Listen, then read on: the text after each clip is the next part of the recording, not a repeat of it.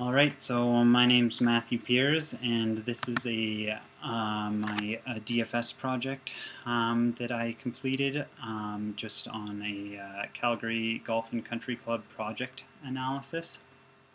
So pretty much what I'm going to be doing is I took a bunch of photos and videos throughout the entire thing and just kind of wanted to share my experience.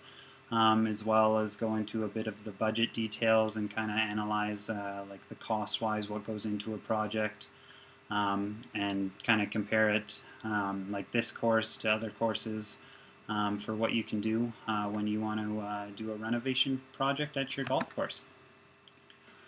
So just to start, this is just going to be a video kind of the entire course once it was all completed, going through.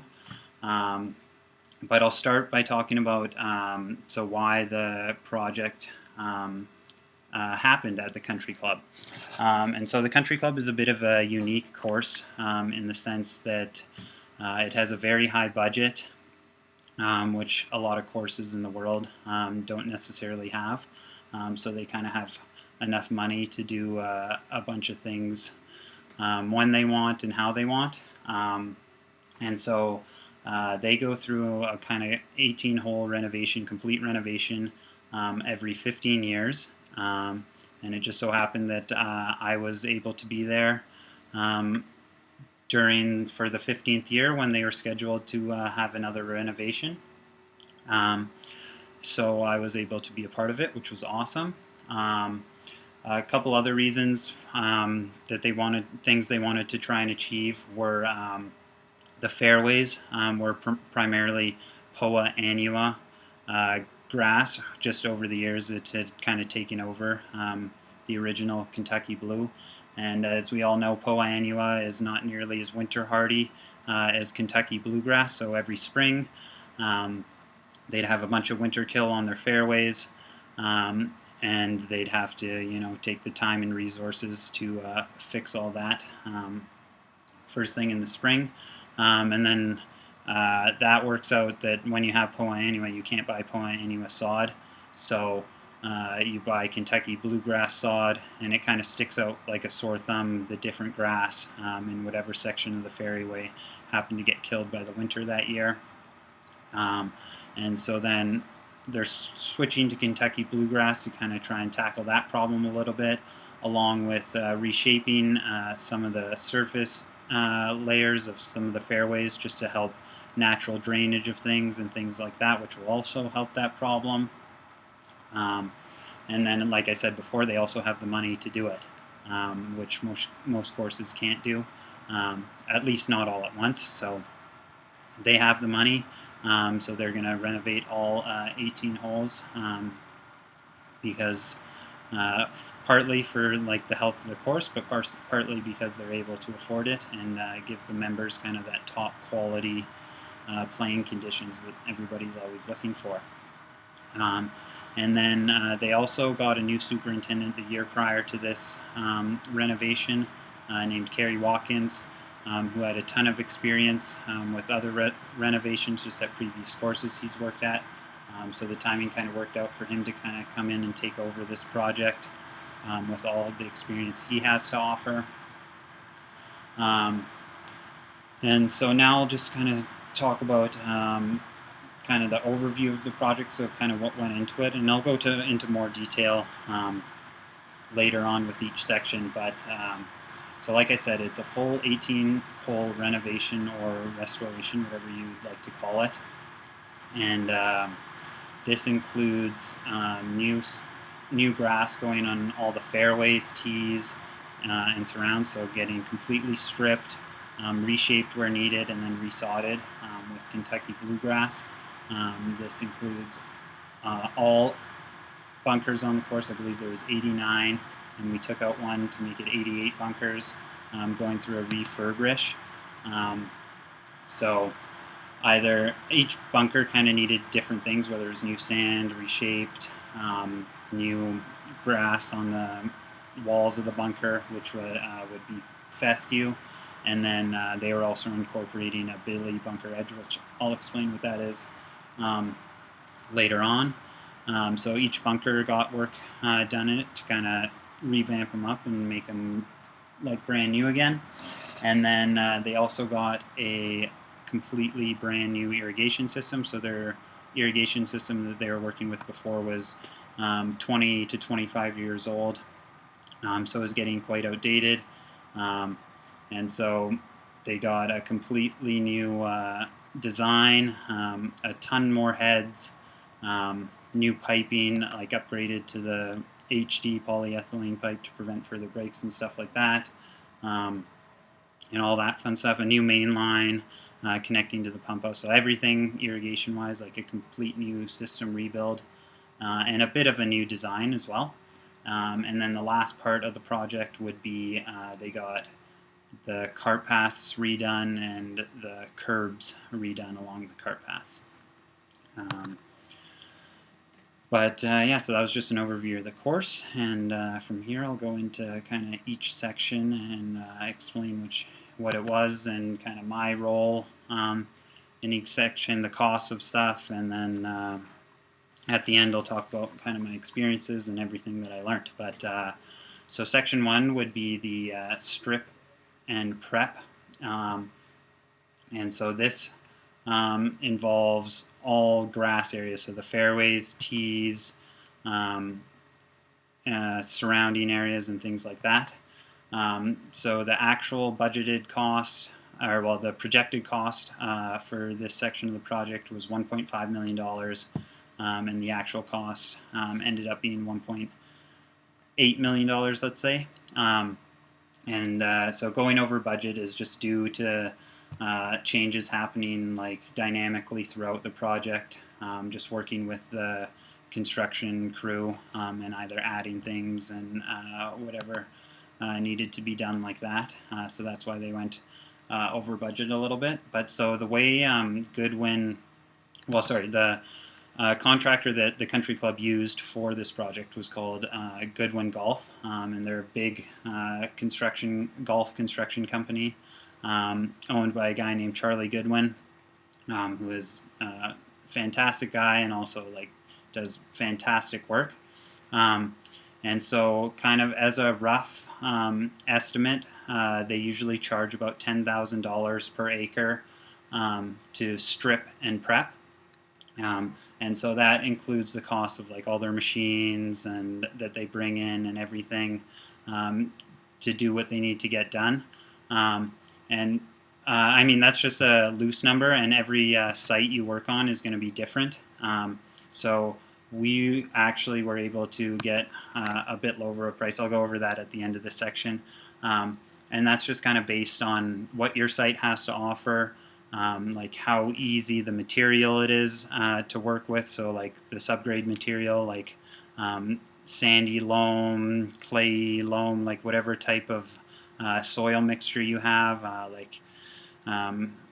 maybe you have tons of rocks in yours, like who knows what could be underneath there. So they kind of do a site evaluation, and you work with them to kind of get a number based on what's going to work for your site, I guess. And they're super easy to work with and kind of go through all that kind of cost stuff and everything like that.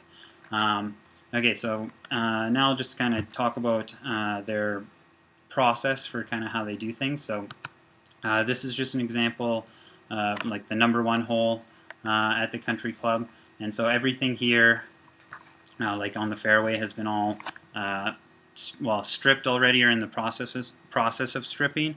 And so what you do there is they bring in just a skid steer, has a sod cutter attachment that goes on the front of it, and they literally just do lines back and forth cutting up all the grass pretty efficiently. And then after everything's cut up by the skid steer, they might get 2 going at once, whatever their process is. Then they bring in a dozer, and the dozer will push everything into these little rows here, rows of turf that just creates giant piles. And then they'll using excavators and hauling trucks. They'll just come drive right into the middle of the fairway, load the trucks, and take them away to a dumping site. Luckily for this project at our course, we were able to dump on site, just at a dump we have on the course, and then part of the costs associated with using Goodwin was them kind of using that material to redesign the dump that we had. So they just kind of made it bigger, and using all that material and buried a bunch of stuff that we already had, like at our dump or whatever. So that, like, they're flexible in that regards to doing things, which is awesome. And so also what was in, well, here's just a kind of another example further along. So everything is just set up into rows, and then after everything gets taken away, I guess that's when they start prepping. And so they bring in a bunch of different machines, which after this video, I just have some pictures of some of the machines that they use to prep everything and kind of get it ready to lay sod, because that's what their job is just kind of to get everything set up so sod can be laid down and ready to go and watered in and stuff like that. Because after you're working on it a bunch, everything gets super hard and kind of not ideal conditions to just lay sod right on top of it. So after everything's taken away, that's when they either do any shaping that might have needed to be done on the course, or and then kind of fluffing up the soil a little bit to get in preparation for sod and everything like that. And so this is just the fourth hole here, from tee to green. Everything's stripped.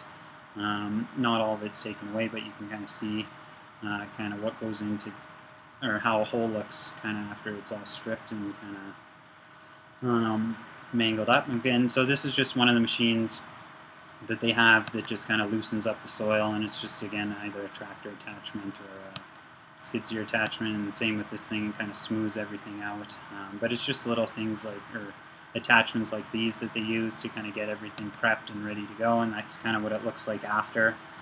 So as you can see, it's a lot looser, which will be able to hold the roots of the sod and have them penetrate through into the soil.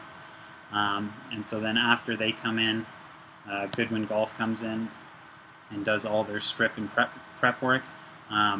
Another company or contractor that we used during this construction project was called English Lawn, and they're a sod laying company, and they work along with a company called Eagle Lake that provided all the sod. So we actually bought all the sod like through Eagle Lake, but kind of through English Lawn as well, because they just price it out based on us providing them with all the sod, and then they come in to lay it. Unfortunately, I wasn't able to get a video of them actually laying the sod, which is too bad, because it's a really interesting process, and like they're a well-oiled machine and like can lay sod like I've kind of never seen before, and it's super interesting to watch how efficient they are, and like what a good job they were able to do. But so they can lay, I would say, about an entire fairway in a day, which is anywhere from like 400,000 to 1,000,000 square feet of sod, like depending on how big your fairway is, which is a ton of sod in a day. And so they just bring their crew in, and they have a sod laying machine, or a sod roller, which is this machine here, and the guy that runs it is an absolute expert on it, and they just work all day nonstop, and it's pretty cool to watch them lay down all the sod and things like that. So from strip and prep to sod install, those are like the two companies that we were able to use. And they just come in and kind of do it all, and then that was the final product you just saw there, of like an entire hole fully sodded, which is pretty cool. And so then this is just the kind of budget analysis of what goes into, so section 1, the strip and prep and the sod install. So like I said before, Goodwin charges around $10,000 per acre, kind of as a baseline price. And then so with our site and kind of how much work needed to be done, we were able to reduce that price a little bit down to $9,630 per acre. And so for our entire course, it ended up budgeting out to about $520,000. And then we went a little over and beyond that just throughout the project, kind of adding little changes or more things we wanted them to do. Ended up working out to be a bit more, so total cost for them was just almost 700 grand. And then the sod install is based on price per square foot for the sod, and then a price per square foot to lay the sod. So the price per square foot for the sod was 28.5 cents, and then to put down the sod for English lawn to come in is 12 cents. So the entire budgeted material price for that was $671,000, and then the actual price was $789,000. So like I said, we ended up just doing a little bit more area than was initially planned, and that just happens throughout the project. Carey, our superintendent, changing his mind or whatever and coming in and saying we want these more areas done, and he was able to work or have conversations daily with like Charlie Goodwin about changing all that stuff. And Charlie's super good at being like variable and like changing on a fly and kind of working with what exactly you want. So that was really great. And then the lane price ended up just being kind of like 20 grand over what we estimated. And then so the total cost budgeted was 1.5 million, and then the actual cost ended up being closer to 1.8 million total for strip and prep and all the sod install, which for an 18-hole course is pretty expensive all in all, but also they were able to afford it, so it worked out nicely. Okay, now I'll move on to section 2, which is the irrigation install. And so this is the biggest budgeted part of the project, and it includes the design, which is hired out through a contractor to design the system, the install, and all the materials. So before I start the next video here, I'll just talk a bit kind of about the entire process that went into everything before you get started. And so like I said, design was contracted to an outside firm that was called Pacific Irrigation Consultants. So they design irrigation systems, and you can use them for whatever your needs are, really. On smaller scale projects, like a course that might not be doing an entire 18-hole renovation, this can be done in-house, right? So like say you're doing a hole or a green site or whatever, and irrigation might already be in place. It might not make sense to hire a irrigation design consultant for such a small area, right? But when you're doing an 18-hole renovation and you want your coverage to be as accurate as possible, and everything to work as efficiently and smoothly as possible, you can use an irrigation design consultant to kind of help you out. And just after talking with him, he said it takes about 200 hours to design a complete system. So like most superintendents either don't have that kind of time on their hands to design the system, or might not have even the knowledge base to design that for an entire 18-hole golf course. It's a lot easier to design coverage based off a small area than it is for an entire golf course. And I mean, everything is broken down into sections, but it's a big project to do on its own for sure. And so the design begins with the most important part being the greens. And so the country club was getting kind of a top-of-the-line system, and so every system is going to be different, right? But the system that they were installing here was based on kind of a dual head coverage, which dual head coverage just kind of means that you have individual heads to water each kind of section of your golf course. So in this photo here, you can kind of see stakes on the fairways. There's not stakes around the green yet, but these little flags you see here are where irrigation heads are eventually going to be installed. And so they're based on how many gallons per minute you have, and like how far these sprinklers are going to shoot. Roughly, a green should have about 4 sprinklers, and then bigger greens might have 5, and smaller might have 3. Just whatever it works out, what works out to be.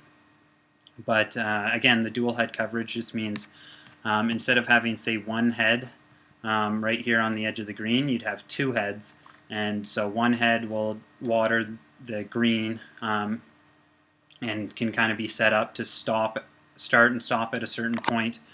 So you can adjust the radius of, like, instead of it turning full 360 degrees, you just adjust it so it just waters the green, and then it'll have a head right beside it that's watering the surrounds and the outside, so you adjust that to water the rough and the surrounding areas on the outside. And so that's kind of what dual head coverage is, and the idea behind it is that you actually end up using less water because you're able to be so accurate with what you want to water, and you're not overwatering anything with a 360 head, let's say, that can only turn on the 360 degree radius. So if you want to, say, water your surrounds more, well, you're also watering your green more, which is using that much more water because that one sprinkler covers both areas. So the dual head coverage gives you individual control, which in the long run of things ends up saving water just based on areas you're watering. You can water for a shorter amount of time, and then you're also watering less because you're just watering that individual area. So that's kind of the thought process that goes into designing, like, the green areas. And then approaches are another big concern that kind of get overlooked on lots of golf courses because without dual head coverage, that transition area from green to fairway is always kind of getting hit with multiple heads. Usually on a typical irrigation system, it just will have 360 degree heads, and it'll either be getting watered too much or not enough, just based on like whatever you're watering, I guess. Just because it's a transition area, and it's kind of tough to hit it with a 360 head and water that space individually when you're also going to be hitting the green and the fairway depending on where your heads are, right? And so again, with the dual head coverage and using a ton of heads, which the country club was able to do, just more heads equals more accuracy, more individual control, and that kind of thing. Yeah, so you add, say, an extra head that can just specifically water the approach, and then that area isn't getting overwatered or underwatered based on any other sprinklers. And then, so the fairways are designed kind of based on a straight line running across or running along the fairway and the rough line, and so that like straight line will have dual heads on it, one leading toward the rough and one leading to the fairway. Again, individual control. So like if you just want to water fairways, if you just want to water rough, you can do that. And then this system was designed based off the sprinklers being able to shoot 76 feet with 8% overthrow. And so you use that 8% overthrow to kind of guarantee no dry spots and account for things like wind or something that might throw the sprinkler arc off a little bit. And the 8% overthrow also reduces your watering time and shortens your water window. So just by you like ensuring that you're getting the best coverage possible, you can water for a shortened amount of time, which shortens your water window. And your water window is kind of well, it's just how long your irrigation system runs when golfers aren't on the golf course. And so the longer your water window, the more chance or potential it has to kind of creep up and be too long and maybe get involved in some of your cultural practices, which you don't want. You just want your irrigation system to kind of run overnight and pay no attention to it, and it's out of peace, out of mind, right? Whereas if your water window is too long, it might start causing some issues. But so that helps out with that.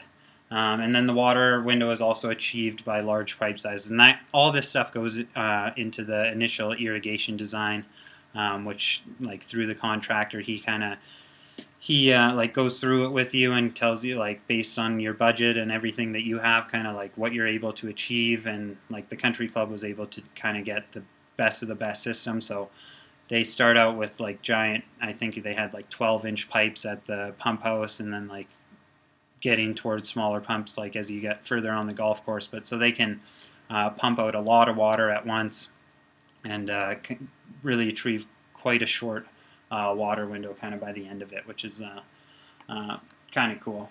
And then just a little bit more information about some of the heads they use. So the fairway and green heads are 35 gallons per minute. Like I said, they shoot 76 feet. The rough tee and the bunker texture heads are 8 gallons a minute. And so the bunker texture heads, that's another aspect that kind of got put into this design, is each bunker got its own sprinkler to water the fescue around the bunker, but then also water the sand to kind of give it a little wetness texture each morning, which gives it a consistency that is quite nice to hit out of. And so that's just one small thing that, say, like a lower budgeted golf course wouldn't even think about, right, is watering the bunker sand. Like they would have no need to add however extra much money it costs to put in those heads during their construction project. But when you have the money, you can do things like that, so it's kind of cool to see those heads go in. And okay, so now I'll just kind of start the video. And so I kind of already explained about how it works around the green, and then this is just kind of outlining the design of one hole. So this is hole number 4, and so on the left here, these stakes are where the straight line was based off of for the dual head coverage. So they'll have one head shooting in and hitting the fairway, and one head shooting out and hitting the rough. And then how many rows you have is just kind of dependent on how wide the fairway is. So this fairway had 2 fairway rows, and so it's dual head coverage on this left side, and then they have their fairway heads here kind of on the middle to the right side, and then the dual head coverage here is a bit more spaced out, so you can kind of see here. So like that would be a fairway head here, and then this head would be the dual head. It's kind of the dual head coverage, which is connected to the rough. So and again, all that goes into designing, like, well, at the end of like everything, once it's all done, it's kind of up to you to kind of set your radiuses of where you want stuff to water and hone it in to be as accurate as possible, right? So that's kind of how everything works there. And then just on the tee box, like every tee boxes use the smaller sprinkler. So on this tee box, we just had a row going up the right side of 4 smaller sprinklers, which was enough coverage to kind of cover everything on that tee box. Yeah, so that's kind of the process that goes into it. And then, so like I said, we used a company called Alpine Irrigation Consultants. And they're a great company to work with as well. And I never really had any idea what kind of machines or anything they used to kind of do the, I guess, like the construction side of it. But all the machines they had were super cool and like quite interesting to see. And they actually don't need, like, they can work on golf courses that still have grass on them, right? Like their machines, the way they work is they can just kind of dig in the pipe and wire over top with kind of minimal damage to the surface. So even if you're not doing a complete renovation, they have the machines required to kind of come in and redesign a hole or whatever base, like, while the turf isn't being touched, really. And it does provide like a little bit of a recovery time for sure, but like one of the machines they have will just drag the pipe and wire in right underneath the ground, and actually doesn't damage the turf that much, which is kind of cool. And then another machine I thought was kind of cool that they had was they actually own their own directional drill. And so just for one aspect on our course, we wanted to dig a drain and like a big kind of sump area, and we wanted to put a pipe in, and the pipe had to cross the road that runs through the golf course. So we used their directional drill, and they dug maybe like 200 feet kind of towards a riverbank where all this water would drain And without the directional drill, it would have been a lot more complicated, right? Because of the road and the asphalt and everything like that. So it was cool to witness something like that, and just another example, I guess, of all the machines that like an irrigation company has to offer for your course renovation. Now back to the money side of things. So the design through the Pacific irrigation consultants, it roughly comes out to about 6% of 6% of your like total budgeted irrigation install costs. So for our project, it was 60 grand for him to design the entire irrigation system, which really takes quite a bit of stress off yourself if you're the superintendent being involved in the project, because you know it's going to be done well, and you know you're going to get the coverage and have like the correct gallons per minute balancing and all that fun stuff. So that costs about 60 grand. It ended up being actually just over almost 70 grand. Like I said, the project was very dynamic and lots of stuff was constantly changing. And so he just must have been more involved with little areas that got changed throughout the project. So he costed a little bit more. And then the install budgeted cost was almost 900 grand. We actually ended up saving a bit of money through that process. I'm not 100% sure why, if what got changed into reducing that cost, but obviously something did get changed, which reduced it a little bit, and I mean not much, so it's like pretty right on target. And then the next section is just the materials, which are pretty expensive, and you can do materials like two ways. You can either buy like through the like Alpine, the install company that we use. You can buy materials through them, and they'll bring in everything and buy everything for you, and that's a little bit more expensive. But also, like, part of the design process is that he budgets out, well, not budgets, but he gives you a list of all the materials you're going to need for you to install everything. So you can either buy through Alpine, like I said, or since you have a list of all the materials that you got through the designer, I think we went, instead of going through Alpine, we went straight to Oak Creek, and were able to save a bit of money just on materials and things like that, which ended up being a decent little bonus, I guess, because the actual cost was a bit cheaper. So, and I mean, any money saved ends up being a great look or great thing you can bring to your board or your owners or whatever. Like, say, hey, look, like I was able to do this, and we were able to save X amount of money. And any owner or board member is always appreciative when you save money, right? So that's super well. And so the total budgeted cost was just over $2 million, and the total actual cost also just over $2 million. A little saved about 40 grand, which is 45 grand, which is, you know, pretty big.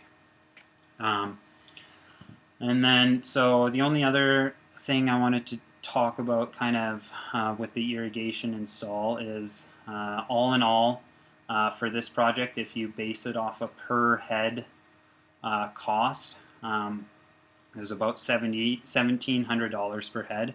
And so that includes everything, like all the install from the main line and everything, but when you price it out for a per head basis, so for how many heads we put in, it was about $1,700 per heads. And that's quite on the high end of things, because like I said, it was like a top of the line irrigation system install. In fact, I think I remember hearing it might have been one of the first times that somebody's actually installed this entire irrigation system, like front to back all at once, which is kind of crazy.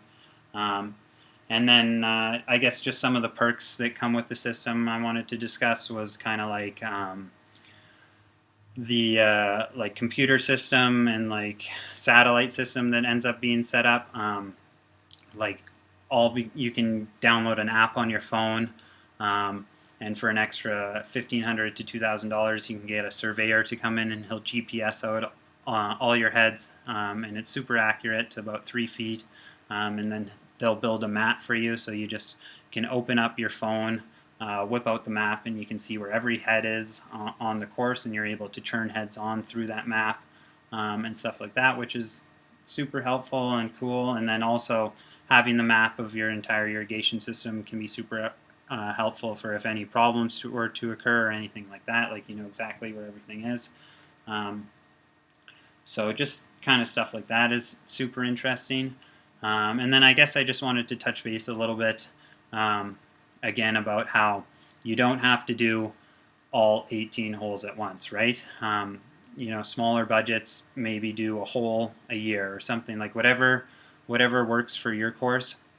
And you can kind of pick away at it over the year based on like what you need. But after talking to the irrigation designer for a bit, he was telling me how important it is, I guess, to make a master plan before you start. Even if you're just doing sections at a time, you make a master irrigation plan for the entire course. That way everything is organized, and even if you're picking away at stuff, you still have a master goal. And that's something I guess I never really thought about it, but was kind of a cool concept, I guess, because so you start with the master plan, and then you have it, and then whatever you can afford, you kind of pick away at over the years, but it builds towards that kind of central goal, and it all makes sense. Whereas versus if you're just kind of like started doing it hole by hole with no master plan, you might run into issues down the line of stuff you didn't think about because you just started at this hole and stuff like that. So that was some insight that I really enjoyed hearing and was appreciative of. So I thought that was cool. And it is pretty expensive, though. It costs about 10 to 15K to build a master plan through him. I'm not sure if through other companies it could be cheaper, but in the long run of things, especially for a project like this that's millions of dollars, 10 to 15K is not too big of a chunk of change for what it would give you, right? So not the steepest fee, and also pretty beneficial overall, I would say, in the long run. And so yeah, that would be the end of the irrigation install portion of the video. And so so this next section is bunkers, and so this was actually what I was involved with the most, and kind of where I got most of my experience through the project, which was awesome. But this was contracted out through Dan Philcox, who is just kind of his own golf course contractor. And he doesn't just do bunkers, he kind of does it all, but he did the bunkers 15 years ago, so he came back to do them again. And he was the primary guy in the first year, and then just due to other projects and stuff in the second year that this project happened, Goodwin Golf kind of took over. But Dan and Charlie are good buddies, and they used to work together. So like Goodwin taking over for Dan on the bunkers was a really smooth transition, since they have such a good relationship, and it didn't really change much, and it's super easy for myself, I guess, to transition to working with two different contractors, which was super nice. So just to start, this is just an example of the practice green bunker, which was every bunker got redone, but I'll just use this to kind of explain how stuff was done for every bunker. But there's 4 options for bunker restoration. So option 1 was a perimeter detail and a sand exchange. So the perimeter detail would be getting like this white line here, and edging all that out. Just over the years, bunkers being 15 years old, or they tend to grow in quite a bit, and like all this material underneath the grass here is just straight sand splash and sand, right? So the perimeter detail is getting rid of that and creating a new crisp, clean edge. And then sand exchange, so that's just based on like evaluating the bunker based on like how contaminated the sand is gotten over the years, either doing a complete sand exchange or trying to salvage some of the good sand you have. with what's left there. But so that's option 1, is doing the perimeter detail and the sand exchange.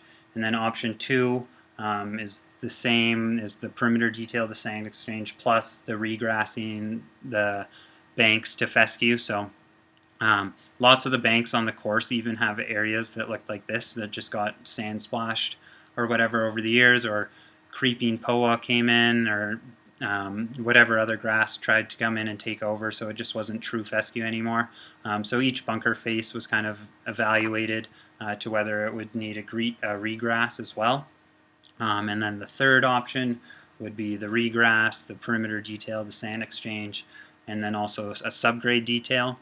And that's just redoing kind of the drainage, or reshaping the bottom of the bunker to make it drain better. Just some bunkers historically have suffered through really poor drainage, so they were evaluated, and if they needed that, they got it. And then the fourth option was a complete rebuild on bunkers. So that's from start to finish, like kind of redesigning it, reshaping it, doing the subgrade, doing the drainage, refescuing the face, and then all new sand. And so each option had a different price based on the square foot, and I'll go over that at the end. But obviously, like, option 1 was the lowest price per square foot, and option 4, the complete rebuild, was the highest. And so now I'll just kind of go over the process into renovating a bunker, and kind of how I was involved as well. Oh yeah, and then so one other thing the country club did during their bunker renovation process was a little unique. And so all the edges of the bunker, so literally about this wide, had suffered washouts pretty consistently. So every time it'd rain, you'd see stuff like this all over the course. So to try and prevent this from happening in the future, what they did is you can use a subsurface layer called billy bunker, which instead of having a clay base is essentially a 2-inch layer of pea gravel, and it's sprayed with a polymer to harden it up so it's not all loose, but it's still permeable, so any water can drain through it. And it kind of makes the bunker act as like one giant drainage system. And instead of doing the entire bunker, we just took the edge, so kind of the 2 feet of the bunker, and used the billy bunker like pea gravel method system to try and prevent these types of washouts from happening in the future, and just give better drainage on the edges. So here's just a picture of a bunker kind of after all the sand's been dug out. And so this one was getting re-fescued on the face. The perimeter detail was all getting redone, but it didn't need any drainage or anything like that. So this is just kind of part of the process. Like, you map out where the edge of the bunker is going to be, and then you edge that all out using like hand edgers and the excavator to kind of make a crisp, clean edge, and then you sod over top of it and let the roots grow in to really like make that edge nice, solid, and firm. This bunker didn't need any regrassing around on the faces, so just this is it, just cleaned out, ready for the billy bunker edge to go in, which I have a picture of coming up. But just some of the process things, so you like clean out all the sand. So this sand was still good, so we kept like a small amount of sand, and it's just kind of based on the bunker and up to like Dan Philcox's kind of judgment and my judgment, like working with him, like whether it's worth it to try and save some of the sand or whether it's a waste of time, that kind of thing. And so yeah, that one's all ready for the billy bunker edge to go in. And so this is what the billy bunker edge looks like after it's all put in. So that kind of 2 feet area is dug out and dug 2 inches lower, so you can put the 2 inches of pea gravel around the entire perimeter. And then Goodwin Golf would come in and spray it with the polymer so it'd harden, and then once it's all hard, it just acts as a good subsurface layer, right? And it'll drain super well. and it's the same level as like the rest of the bunker, or like matches up to that level, so it all works out. And then I guess one other thing I forgot to mention is kind of the big theme of all the bunkers being done here was having the ball roll into a flat surface when it gets into the bunker. So no matter what speed it was coming in or where on the bunker it enter, you'd want kind of a flash of this kind of like 2 to 4 feet area going steep up to the edge, so that if the ball came in, it would roll down that flash and go into a flat area to give the golfer a fair chance to get out of the bunker. So that was like a main theme of every bunker being worked on, is that we wanted them all to kind of have that same effect. So you can see the flashes here are quite steep, but that's something that was done on every bunker. And just kind of trying to make the playability the same and everything like that. And so then here's just a picture of this bunker was being completely redone. So Dan came in and shaped it all, and we already dug out. So this is ready for the Billy bunker and all that. And then so this is just an example of doing some subgrade detail. So this bunker got new drainage, and this is a pretty simple bunker. Like everything drains towards the middle, so it just needs the one drain going down the middle leading into the sump. And so you just use pea gravel, and what you do is you put a pea gravel layer along the bottom, and then you lay perforated pipe along that, and then you cover it with more pea gravel until you can't see it anymore, and then you just can lay the sand right on top of that. And so then if the bunker was bigger, it might need a more complex drainage system, where like a herringbone type design. And so all that would be is just like, if this area is wider, you might stick a branch out here to catch more surface water coming in on a bigger area. And you just need to make sure that it has at least a 1% slope to catch it, otherwise it'll pool. So it was kind of fun working with the contractors and doing a little bit of surveying. But also lots of it can just be eyeballed when it's just in a straight line like that. And the bigger the area, the more likely you'd need to use your surveying equipment to make sure it's okay. But on a small area like this, you can judge if it's on a downward slope or not pretty simply, I'd say. But gaining that type of experience was awesome. And so just like I said, there's the layer of gravel, pea gravel on the bottom, the perforated pipe, and then that leads into the sump, and then that's just after it's all covered. And like I said, once it's all said and finished, you can just lay sod over top of it like that.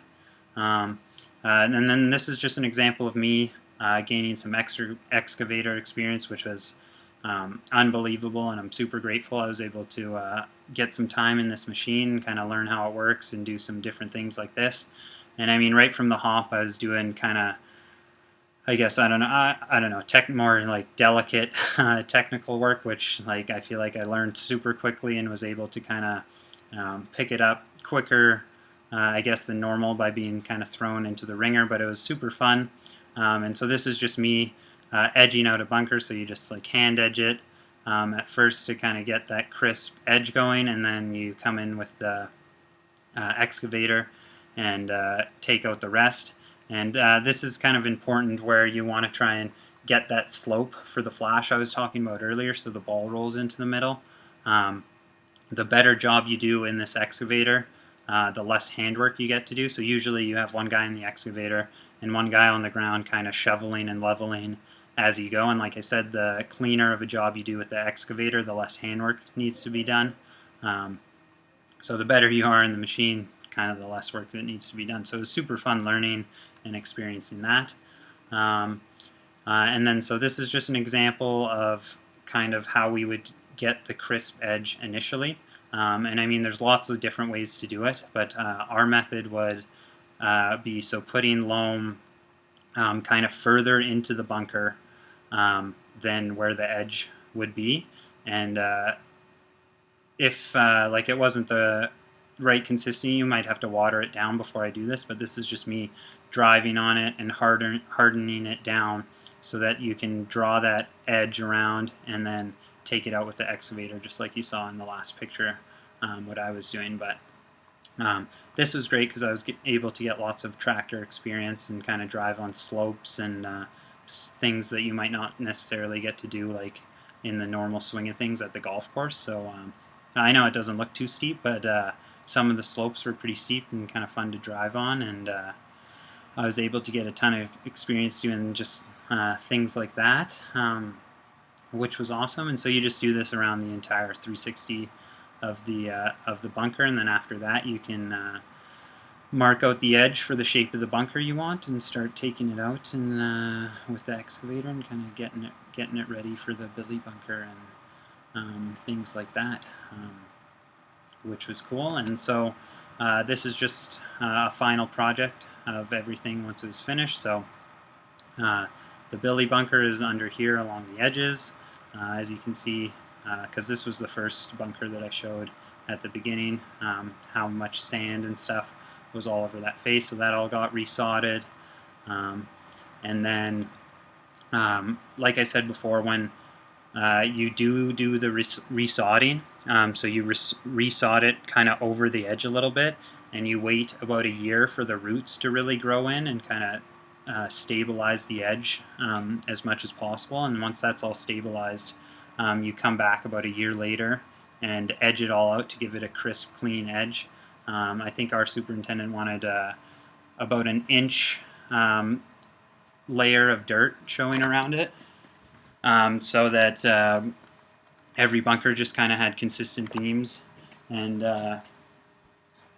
had that kind of look to it with an edge, which is a crisp, clean look, and every bunker had the same theme, but that would be done kind of a year later, I guess. So you have to come back and for the finishing touches. But you can also see in this photo that, and I mean, this isn't a bunker on a course, so it's not as much, but the flashes on this side, like every ball coming in here, if it were a real bunker, would kind of roll to the middle, which is the goal that we are trying to achieve. Yeah, so like I said kind of at the beginning, each option for what the bunker needed in the restoration was priced out based on like how much stuff you're doing. So option 1, just the perimeter and sand exchange, was $289 per foot. That was done for 43 bunkers. If you add the regrass, that was done for $324 a foot for 18 bunkers. The subgrade detail adding $370 a foot for 18 bunkers, and then complete rebuild was $465 per foot squared, and that was for 11 bunkers. And I actually believe we didn't completely rebuild 11. I think we did about 8, which is why the total cost was a bit cheaper. Or, well, I mean, all kinds of different things, like some might have not needed subgrade or whatever the changes were done. But like I was saying before, the entire project was kind of done dynamically like that, where changes were happening throughout the entire thing. So that's why the actual price is never the same as the estimated price, and it never is for a construction project, right? Like, things change. That's just part of the way things go. So, and then the cost of the materials was just $330,000, and they used Baja tan bunker sand, which is a very nice sand. So like, if you're on a bit more of a budget, there's definitely other sand options that you can use that would be quite a bit cheaper, because this is definitely on the higher end of things, and has a great consistency to hit out of, as I've hit out of it before, and it's quite nice, I would say. But yeah, so total cost for all the bunkers was just under $600 grand for 18 holes. And then so the final section was the cart path and curbing. And so the cart path was done by Mako Paving, and the curbing was done by Curbmaster.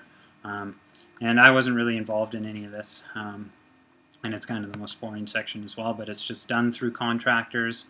And they come in and just do their thing. And it was just priced out on per square foot or per foot for curbing. And it's actually quite expensive. But so $1.50 per foot squared for paving, and then $14 a foot for curbing. And the curbs weren't done on the entire course. just in areas that they needed. And so obviously we either curbed or did a little bit more cart path than initially planned for, so that's why the $318,000 is a little bit higher than the 275 that was estimated. But like I said before, this part is just working with contractors and getting them to come in and kind of giving them a game plan for what you want and what they can do. It can be quite hectic working with so many different contractors, right? And trying to plan which days they're going to come in and getting out of, like, having contractors get out of each other's way and stuff like that. So it's cool to be involved and kind of see how that process works on a larger scale of things and stuff, right? And every project's going to be different and planned differently and things like that. But yeah, so here's a summary of the entire project costs. So the total estimated renovation cost was just about $4.6 million, and that includes all 4 sections. So I'd say the 2 main sections were the irrigation system and the turf replacement. So the irrigation system being accounting for about half of the budget, and the turf replacement accounting for almost the other half, but not quite. And I mean, those are the 2 biggest parts of the project for sure. They cover the most surface area, require the most materials, take the most time, everything like that. But overall, I guess this is just what can be done when money isn't really a factor and going over budget isn't too big of an issue, and when you have the money to kind of do what you want, which is a pretty unique situation. And like I've said many times, like, most golf courses can't afford this luxury, but it is cool to be a part of, and might be one of the only opportunities I'm able to be a part of something like this. So I'm very grateful I was able to experience that and kind of see how it was done as a whole, and gain so much experience just on each section, and like, learn from all kinds of different experienced people in each section. So that was awesome. But yeah, like I said, it's more practical to kind of price things out separately and over longer periods of time for what's going to suit your golf course. So let's say like you guys get lots of complaints on your bunker playability, like, then you can create a plan for renovating however many bunkers per year, and instead of doing it all at once, right? Or if your irrigation system is super old, I already talked about it, but having the master plan set in place and picking away at it each year, and just like little things like that, that whatever way is going to suit your golf course. I mean, every golf course is going to do it differently, but that's kind of cool, and what's unique about working on a golf course, right, is there's so many different options, and being part of this project I was able to see kind of like the best of the best option, right? But it also gave me lots of insight for if I were to go work somewhere with a smaller budget, just being able to, like, know everything that needs to be done but maybe can't all be done at once, just being able to kind of see the bigger picture, and being able to break it down into smaller sections, and just things that you can do for your golf course, right? And like I said before, like, every contractor that I worked with was super flexible and super easy to work with, and they'll work with you and your golf course for what you need. So that was a super fun part of the project for sure. And so yeah, so that was the total estimated cost. Here on my next slide is total actual cost. So this is contractor budget and cost to date, so this doesn't include any of the materials. So just outright paying the contractors, we went about $250,000 over budget, which is quite a bit, but like I said, they can afford it. And so that was almost $2.7 million. And then the material budget, so for cost of all the materials for each section, ended up being a little bit more as well, but pretty spot on, honestly. $65,000 over, which for a project this scale I'd say is pretty accurate, but still crazy expensive how everything adds up, right, for an 18-hole golf course. $2.2 million for all the materials. And then finally, the total cost, so just under $5 million for an 18-hole complete renovation, which I would judge as pretty top of the line. If you wanted to do everything you wanted and kind of get the best of the best, just under $5 million. And the project took place, it actually took place just, I want to say just over a year, because initially it was planned to be done in the winter of 2019, and then the fall of 2019, and then the fall of 2020. But with COVID, it went up to the spring of 2020. So everything was completed in a year. And that's another factor you got to take into account, because playability of your golf course, like how much can you afford to shut down at once while you're doing these kind of projects, right? So the way we did it, we shut down 9 holes and gave the members a 9-hole golf course to golf on for the end of the 2019 season, and then that 9 was able to open up kind of early summer in 2020, and that was right when we were able to shut down the other 9 holes and close that off, and that 9 was even open by the end of the year, so they were golfing on a brand new 18-hole golf course in like less than 2 years, which is kind of crazy to think about timeline-wise, because lots of places might, I don't know, take more time or whatever, or like if you're doing it a different way, like I know I've heard of courses they build an extra hole, kind of acting as like a 19th hole, and then they can close down 1 hole at a time and do whatever they need to do project-wise on that hole, and then they have the 19th hole, right? So that's just like a different way of doing it, which is kind of cool and unique in like how many different options there are, right? So it's just like stuff like that you got to take into consideration when you're planning a big project like this. But and then so kind of to close everything off on 2 final notes, I'll just kind of compare a project that we did this last year.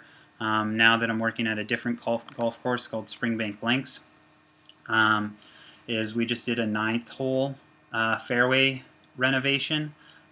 So this is just it after it's all finished and sodded, but you can see on the right side here there's kind of 3 slopes now. Before that, all used to be just leading downwards kind of towards the cart path on the left here and all sloping down, and there's a big gully here, so the hole was a little gimmicky and all balls would just roll kind of straight to this one area, and it wasn't flat, or they'd roll into the gully.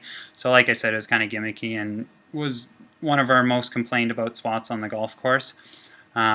So we were able to redo it this last fall here, and just hired a Wilco construction company, a guy named Bill.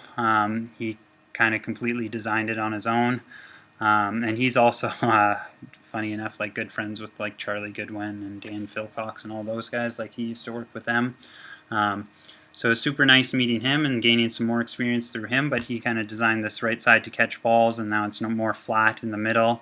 And then we also redid the irrigation system, but it was just kind of awesome to take all the experiences I had at the country club and kind of be able to use them here. Like, I mean, there didn't need to be much design going into the irrigation, like where heads were going to be and stuff, but I designed where the new heads are going, and we just used the same heads that were already in the ground, but with the little change up on the right side here, all the heads were moved a little bit, so I spaced them all out based on like how far they were shooting and stuff like that, and I was able to wire them in myself, which I wouldn't have known how to do if it weren't for the project.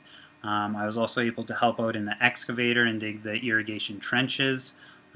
Just for whatever that day the guy that was supposed to be operating it wasn't able to show up, so I was able to jump in and help out there, which is another experience like I wouldn't have been able to do if it weren't for the renovation project I did in the previous years. So that was awesome. And then just kind of being a part of it on a smaller budget size, like using the exact same heads that we use, like, and being able to salvage that kind of stuff was interesting. And I guess just like him designing it based on like how much our budget was, and we were able to do this entire, so new irrigation, newly shaped and newly sodded, so one hole for about $55,000, which if you multiply that by 18, turns out to be around $1 million compared to the $5 million project done at the country club. And I'm not saying it would be exactly $1 million, because when it's a 18-hole renovation, a lot more goes into it. So I assume it would be actually more expensive than that, especially irrigation-wise, because that would have to include like setting up the new system to the pump house and having the main line and just like little things like that. But even if it's a rough estimate, it's still kind of crazy to think about like a fifth of the price roughly for just on the budget we were working with. And I mean, with COVID and how many rounds we've been getting, we've talked about we're going to be doing this on a couple other holes. So I'm excited to be involved in that aspect of things. And just through all the experience I've gained, it was awesome to be able to come to Springbank and just kind of use some of my knowledge and experience it on a smaller budget scale. So that was awesome. And then kind of to finish, to finish everything off, I just would like to talk about my experiences that I gained through the project. So obviously, like I said before, the bunker renovation aspect was my biggest involvement. I was working along with Dan Philcox every day in the first year, and a guy named Warren Radomski in the second year, who was kind of like a construction guru. He's towards the end of his career, but I believe he taught like Charlie, or he worked, like Charlie Goodwin worked for him and Dan worked for him when they were younger. So he kind of had all kinds of experience and insight to give to me when I was working with him, and same with Dan when I worked with him in the first year.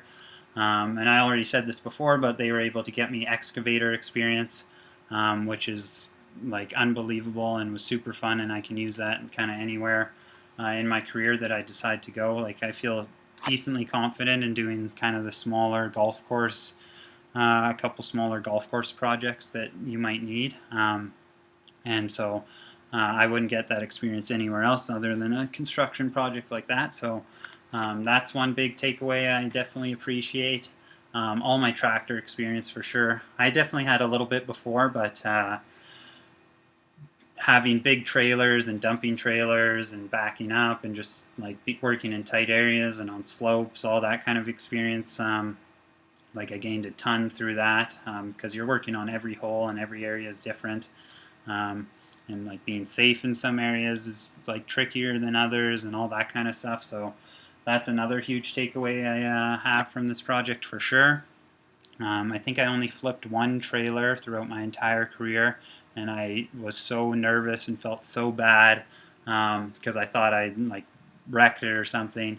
And I just remember Dan coming up to me and saying like, I flipped like over 50 trailers in my life, and he just picked it up with the excavator and plopped it right back up and was like, let's keep going. And so that was kind of a funny experience, but you learn from all that kind of stuff, right? So that was good. And then some drainage experience in the bunkers is just something I had never been a part of before this project. So just kind of seeing what goes into, I guess, designing the subgrade and putting in drainage with the perforated pipe and digging the sump to make sure that the everything is all smooth there was cool. And then I guess just the whole construction atmosphere experience as a whole. So like I said, working with the different contractors, seeing how they do things, seeing how they work with the superintendent, just like how much they're in contact, and kind of everything like that was super interesting. And just seeing everything happen all at once in like a large scale was kind of unbelievable, I guess. And like towards the end, like I think every contractor was working on the last hole trying to finish it up before the snow came in. And so like that was a bit hectic, but also like super fun to experience, like everybody doing their thing on one hole and working around each other as best as they can. So just little things like that, I guess. irrigation wise, wiring experience, which I don't know when you would get that other than working in a construction atmosphere and putting together an irrigation system. So I don't know how many heads I wired, but I love doing it, and it was super cool to kind of get well versed in that whole system. And then through the wiring, you kind of understand how the system works, I guess, from computer to satellite, to each head be just in certain areas you need to connect certain wires for whatever section to work properly, so you kind of understand the process and how that all that stuff works. And I guess a good example of it working in my favor is this last year at Springbank.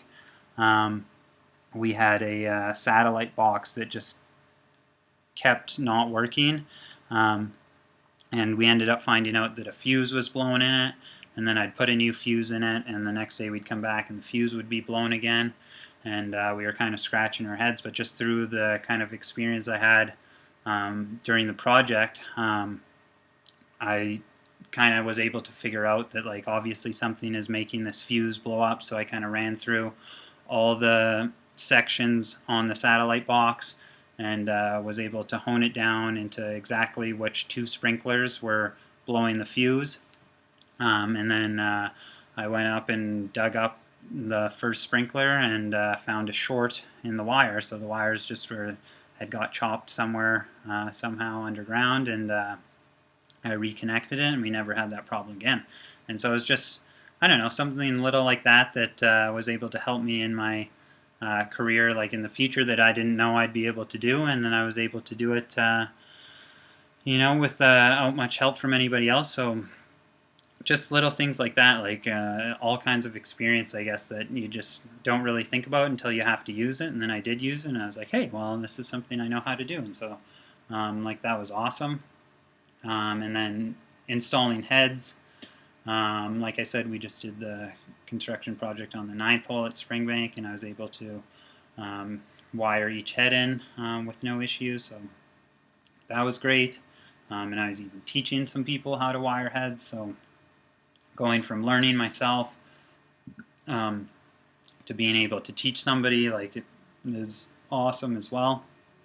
And then finally, I guess, and probably maybe my biggest takeaway from the entire experience is, I guess, the networking that I was able to achieve. So, like, I'd say myself and Dan Philcox became pretty good friends, just working together every day.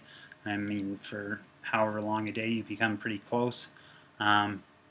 And so, like, I even just, like, called him over the winter to see how he's doing. So just little thing, like relationships like that, to help you out in the industry is, like, phenomenal. And I mean, he's working out at a course like at Cabot Revelstoke right now, helping build that course right now, which is super cool. And he even told me that if I wanted to come work with him and be a part of that whole process, I could. So it's like all the doors, I guess, it's open just through relationships I build. Like, I mean, that's just one small example, but like, which is unbelievable for, I guess, your career path and just like friendships and stuff like that. And then Charlie Goodwin, of course. I wasn't able to work directly with him as much, but in my second year, I was working with Warren Radomski, who was hired from Goodwin, and so at the end of every day, I would go hang out with Goodwin and their crew. And got close with a couple guys on their crew, which was awesome. And I mean, Charlie Goodwin is probably one of the nicest, easygoing people I've ever met. So both him and Dan, I feel confident, like, calling up if I ever either am, like, doing this on my own through a course I'm working for in the future, or even if I just had some questions about an in-house project we wanted to do ourselves. Like, I'd have no problem calling either of those guys up and just kind of talking about it and getting their 2 cents. And I feel like they're both the type of guys that would love to give their help. So just kind of that networking aspect, it was huge. And then I didn't work too much with Alpine, but was definitely around them enough to, like, also feel confident that if I needed an irrigation company for whatever reason, that I'd probably want to use Alpine just for, like, how well they did. And I mean, who knows what kind of projects or whatever I'll be doing in the future, but like I said, just having those kind of networks built, I guess through my one experience was huge for myself. And like if I ever see those guys at conferences or anything like that, I like definitely feel friendly enough to go and say hi and see how they're doing. And I don't know. I guess it's just kind of a takeaway that was kind of I guess like I didn't really think about before the project, but then after I thought about it and like how beneficial and awesome it was to experience something like that for my career was beautiful. So overall, this construction project was a blast. Like it was a ton of work, but I don't think I could have learned more in a 2-year period doing anything else. So the experience I gained was kind of unmatched, and it was cool to see everything go down from day one to it being all finished, and I guess just seeing it as a whole, and seeing some things on the budget sides and just how you talk to contractors and dealing with costs and stuff like that was huge, and then all the experience I gained. So I know I repeated myself a couple times for sure with things that I said, but that was my experience doing an 18-hole renovation. So thank you very much for listening and watching.